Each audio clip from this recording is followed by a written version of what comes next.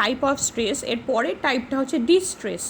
Distress কিন্তু সম্পূর্ণ নেতিবাচক। এটা আমাদের মধ্যে সবসময় একটা নেগেটিভ ইমোশন তৈরি করে, এবং সেটা শুধু শারীরিক দিক থেকে নয়, মানসিক দিক থেকেও, এবং কর্মক্ষমতাও আমাদের শেষ করে দেয়, অনেক কমিয়ে দেয়।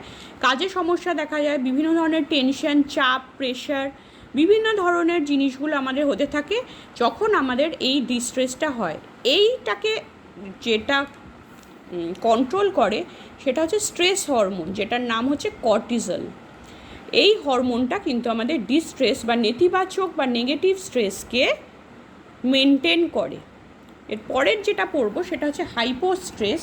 হাইপোস্ট্রেস মানে খুব কম মাত্রার স্ট্রেস।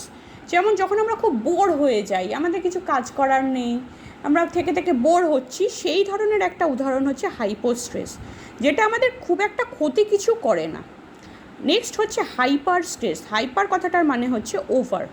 যখন আমাদের সাধ্য ক্ষমতা, আমাদের সহ্য ক্ষমতার থেকে বেশি স্ট্রেস হয়, অত্যধিক বেশি, সেইটাকে বলা হয় হাইপার স্ট্রেস। এই সঙ্গে কিন্তু আমাদের শারীরিক বিভিন্ন গণ্ডগোল, যেরকম হার্টের প্রবলেম, প্রেশার, সুগার, এগুলোও কিন্তু, যেটা স্ট্রেস রিলেটেড অসুখ, সেগুলো কিন্তু হাইপার স্ট্রেসে বিশেষভাবে দেখতে পাওয়া যায়।